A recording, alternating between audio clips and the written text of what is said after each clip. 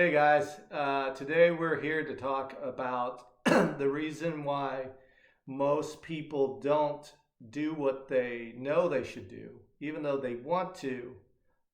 For years, maybe you have wanted to get into a healthier lifestyle. You want to exercise more, but you haven't been able to successfully overcome those things. And so we want to talk about 10 things. This will be the first video of a series about overcoming and how to overcome these obstacles and actually get you to do what you want to do. And so the first thing we want to talk about is the fear of failure. It's kind of cliche. Everybody says that you have a fear of failure and that you should face this fear. First of all, I guess what the first thing we should do is define fear. And what is fear to you, Jay? I think fear is facing the unknown. We are usually afraid of the things we don't know what is. Like as a kid, you were probably afraid of the dark. What is the dark? It's just a place where there is no light. It's just the absence of light. But because we cannot see something, you can be totally comfortable in your own house during daytime. But once the lights are out, it's still the same place. But just because you cannot see it anymore, you got scared and you have fear. And that translates into the adult life as well. Once you don't have the complete understanding of something, there's some uncertainty, you fear it. And it's something that's built into the human mind originally to protect us from dying. Because it's good to have a healthy amount of fear to prevent you from doing stupid stuff. Okay. So it's just a mechanism to keep you alive, but you have to take that like with a grain of salt. How much should I listen to my fear? How much is realistic? How much does it help me survive, and how much does it hinder me in accomplishing the things I really want to do for myself? Right, because we don't live in that prehistoric time anymore, No. and so sometimes it's useful and it protects us. It protects us from being hurt, getting ran over by a car. But to me, fear is fear is basically that thing that prevents me from trying new things and taking risk. If I were to define fear, that would be fear for me. And common signs of fear is obviously, you don't want to do it. Well, you have to ask yourself, well, why don't you want to do it? Trying to find that subconscious reason that is preventing you. And a lot of times you'll say to yourself, "Well, I'm not afraid of that." And so and that may be true, but to figure out what that is exactly takes a lot of deep diving into the right questions and sometimes your past. I think common signs of fear is procrastination or avoiding tasks, is because you don't want to face uh, whatever that is, and so you delay it until it's absolutely necessary or something causes you to do it. And we gotta remember, every time we talk about any subject on the human mind, we are operating on two different planes. We are operating on the conscious mind and the subconscious mind. And in the same regard of fear, we have fear on two different planes of understanding. We have the conscious, where we know and we are aware that we are afraid of something, and we can convince ourselves pretty quickly, it's stupid to be afraid of the dark. You know, it's nothing to be afraid of. But still, then you have the subconscious that you do not control. You have no control over the subconscious. And you cannot just tell the subconscious to shut up or shut off for a second. It'll always be carried around with you. And the only way the subconscious can be trained not to be fearful is to be exposed to the situation over and over and over until it finds out you'll actually stay alive, even though that you're going through this fearful situation. Yeah. I think for me also, perfectionism. As a child, I used to love to draw, and so everything had to be perfect. It had to look right. I mean, if it's going to be a house or a stick man, it had to look like a stick man. So it took me a long time and to do that type of thing, and then a lot of times you convince yourself, I don't want to show people because for me it was fear of acceptance. Is somebody going to like my drawing? Are they going to say that it's ugly? I don't know that early on, when maybe your self esteem, or you're less developed early on in life, because you haven't lived but 7 or 8 years of your life. So these are things that that come up. And so another thing is low self-esteem and self-doubt. That's also a common sign that fear is the culprit, the underlining reason why you're not doing what you want to do. Excuses to avoid challenges is another thing. Do you have any examples maybe in your life that we were talking about the fear of starting something because you are afraid that it's not going to be perfect, or it might not turn out exactly like you envision it in your mind. Right. But if you allow yourself to come to the realization, if you do not pursue what you really want, aren't you a failure already? That's a good point. So of course there's something in it. You can say, what's in it for me? What can I risk? What do I lose? What do I gain? But going towards what you want is always the way to win. Yeah, nobody ever says, I'm afraid of doing something. When you're at your deathbed, maybe at 80 or 90 or 100 years old, and you're looking back, then you're only going to regret all the things that you didn't do. Right. And all the things that turned out wrong would be all the experiences you could look back on and laugh at, because they proved that you lived a life. Mm-hmm. Imagine going through a full life of never taking risk or going for what you really want. That would be a life without any true experience. Yeah. Well, a funny thing is I think about, what are some signs for me in my life that I have some type of fear? And is anytime I have anxiety over something or a stress about a potential outcome, if I dig down deep enough and ask the right questions, fear is usually the culprit. Mm-hmm. But as I say, you knock on the door or fear knocks on the door and you open and you find there's nobody there. So it's, again, whenever you do something over and over or face the fear many times, then you realize there's nothing to be afraid of. Yeah, for sure. Indecision. I think a lot of times when you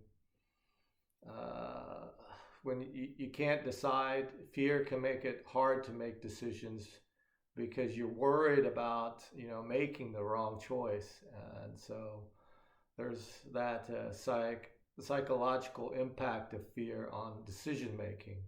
Overthinking things. I might spend so much time analyzing just every possible outcome, especially I don't know, for me as a man, I'm constantly analyzing the situation. What is the best move? Is this choice going to create the outcomes I want it to? And that's one of the subjects we're going to dive into in one of the next videos, is this part of having created such a big and beautiful vision that it feels way too overwhelming even to start it, because it seems like the task is just too big and you don't even know where to start. Right. And breaking it down and finding out some of the things you're fearing or afraid of doing, once you break them down or face them, even just write them down on a piece of paper, look at it. Is it something that you should be afraid of, or is it on the paper, or is it in your mind? You have to be, once you start actually to think about it, you find out that it's probably just more something playing in your mind rather than be something that you really should be afraid of. Yeah. No, I think avoidance is a thing that I think of about fear. It's like you have this big bully, and you know every day after school he's gonna come at you and beat you up. So, so you have this fear of like, man, I really don't want to get beat up today. So there's this sense of avoidance. I mean, that's a interesting story that maybe we have, but that's a reality. We do that. But if you avoid getting beat up by yourself today, then you just postpone the problem, because you're certainly coming back in 10 years from now and beating yourself up from not doing it 10 years ago. Yeah, and that bully will be bigger than he currently is. I promise you that. Yeah, I think reduced risk taking is also something that I think about when I think about fear. The fear can prevent you from taking necessary risk. Like, you have to take certain risk in order to cross the street. I mean, yes, you can get hit by a car, and retrospect, life can be like that. You've got to take certain risk in order to grow, and in order to, even as a baby, just trying to walk. There's risk involved in falling, risk involved in just every detail of life, but it's a necessity to mitigate these necessary risks. Mm-hmm. And we make the risk seem way bigger than it actually is. Oh yeah, for sure. So like you gotta look at it objectively. Yeah. And really try to write it down to see, is this something I really should be afraid of or not? Yeah. I think one big thing I remember reading that the biggest fear for a lot of people is public speaking, and I get that, because I had that fear. In college, there were opportunities where I was the MC for an event, and it was scary. I honestly, I didn't want to do it. Someone convinced me to do it. I'm sure I said no several times, but then someone told me, well, no one else will do it. And, part of me was like, well, sorry, too bad. But somewhere I finally decided, you know what? There can only be growth in this. I know my knees will be shaking when I do this, but I prepared for it by practicing what I was going to say, but also, when I looked at the crowd, I made sure that I just kind of looked past them, so they were kind of like gone, I guess, in a sense, and just kind of go over exactly what I was going to say. And after I faced that fear, it felt really good, and it wasn't as bad as I thought it was. And then the second time was just so much better. I was afraid of it less, and that's one example that I think anybody can do. They just need to take that step forward. Mm-hmm. Do you have any like examples of times that you overcame fear, or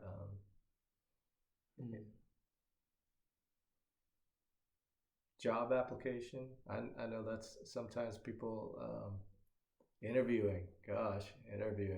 That's scary, especially for your first job. Yeah, you can feel your heart pounding. It's like, what if they don't like me? Yeah, of course, everybody has experienced many things where it just feels uncomfortable. Yeah. And then you stumble because you're like, I don't know if I'm going to say the right things. And, and after the job interview, you have like 100 answers for that. one question that you couldn't answer and you stumbled and you froze on. Yeah.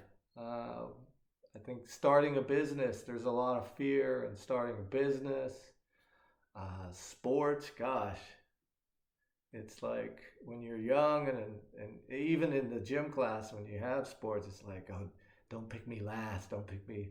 Nobody wants to be picked last, and that was kind of a scary thing. It's like sports and Well, we all fear, I guess, not being accepted by society or having other people look at us like we're not cool or normal, or normal yeah, or could be yeah. pointed fingers at or sorry, that's a completely normal response. Hmm. Well, let's talk about what else? Oh, negative self-talk. I think negative self-talk is everybody can relate to the negative self-talk. The negative self-talk. This is that voice inside that's constantly like negative Nancy. Oh, you can't do this. You've never been good at this. Why do you think today's going to change? And let's not be humiliated here. Remember fifth grade when you tried this, didn't work out so well. So what are you doing? Uh, that's I think that voice that sometimes you just want to say, shut up. I can do this. The next thing we can do is, well, how do we find a resolution? How do we overcome these fears? For me, public speaking, I think what was good is that I could practice in a small group of friends, which I did, and gradually I think practice makes you a lot more comfortable, slowly increasing that size of audience. Maybe a small group, a bigger group will help you kind of overcome some of those anxieties of public speaking. Obviously, job interviews, the more prepared you are, just like any exams, as Asians, where people tend to expect that we're just going to do well in exams. But being prepared for sure. I think same thing with sports, competitive sports. Participate in matches. More practice games will help you be less nervous. Give you opportunities to face some of the fears you may have in competition. Um, what else can I think of? Yeah, like you said, you just have to go through the experience a lot of times because the more you try stuff, the more you find that it's not something really to be scared of. Yeah. And we have a normal human tendency to just listen to emotions without really trying to put words on what it is we are scared of. So I like to do the exercise where if I'm scared of a situation, I try to put words on it so I can tell myself, okay, what would the worst case scenario here, what would it be, and try to describe it with words. Like just put a small story on a piece of paper. The worst case scenario is this. Then look at the worst case scenario and say, if this really happened, would it be the end all be all? Would it be like, are you done after this? Would you never have the chance to come back if this happens?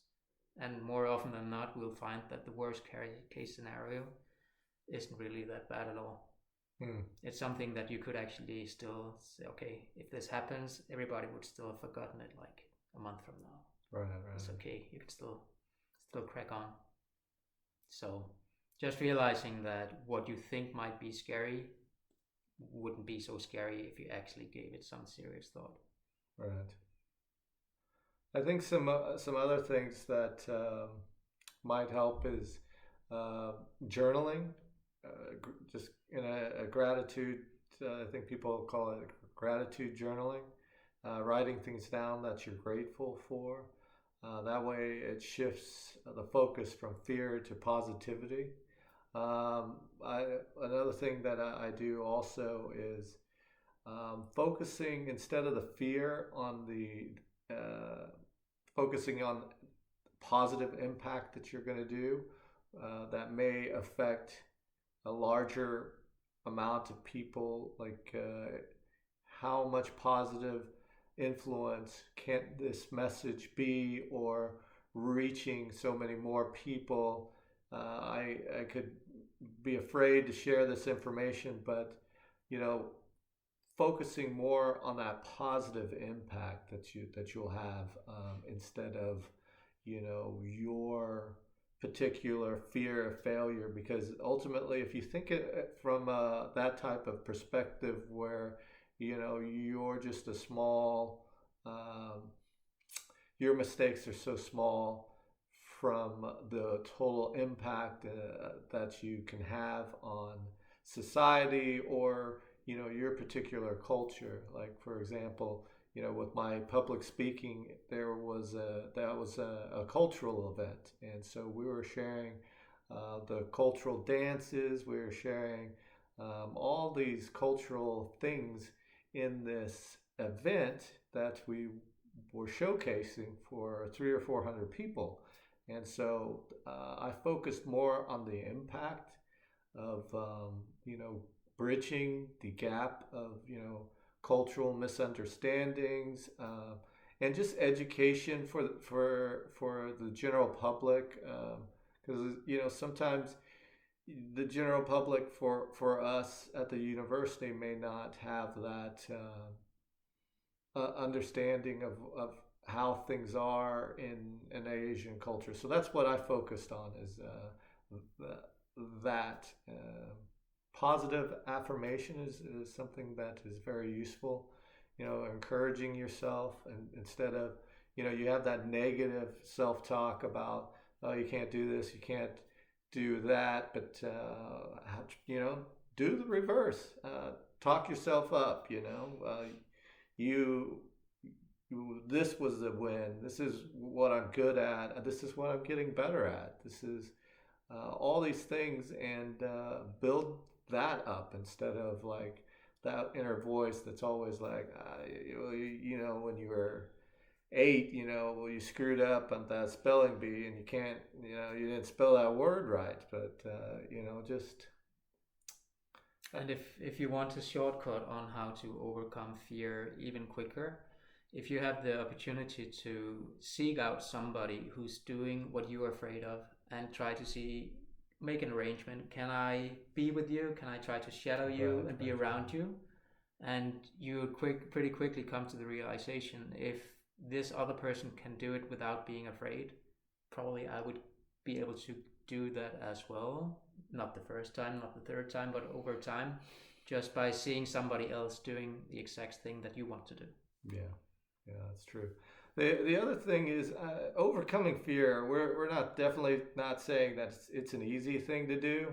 A lot of times it does require some level of pain, frustration, that can overcome the whole, what do you call it, benefit action to risk ratio, kind of, if you were analyzing the whole thing. Well, my actions, what I do to overcome it, is it going to be a big win for me? And a lot of times we'll do that subconsciously, and we'll convince ourselves, no, that's not worth it. The pain's too great. But if you look at it from the perspective of many years and where you want to be, if that's what you want as far as a goal, it's really a minor thing, just that first step that you just got to take in order to be good at something. And one of the things we have to come to the realization about as well is that the goal is not to overcome fear completely. There's always going to be an aspect of fear throughout what we're doing. It's natural. It should be there. It's not, the best performers you see in the world, you think, oh, these guys, they're just fearless. They are not. They're going through the exact same thing as you are, but they do it regardless. They do it because they have the like you said, the goal, the purpose of why they're doing things just weighs so much more that they choose to do it regardless. Good point. Do it scared, but still do it. Yeah, Just do it. yeah, you're right. Just do it. Managing, I think so. It's kind of like just managing that fear. Really, the fear is not Keep it going to to a go. level where it's present. Yeah. It's not stopping you. It's not completely Right. away, but it's at this manageable level. Yes. All right. Well, so we're out of time, but we're going to come back next week and we'll discuss the second part to this 10 series episode. So we'll see you then. Bye for now.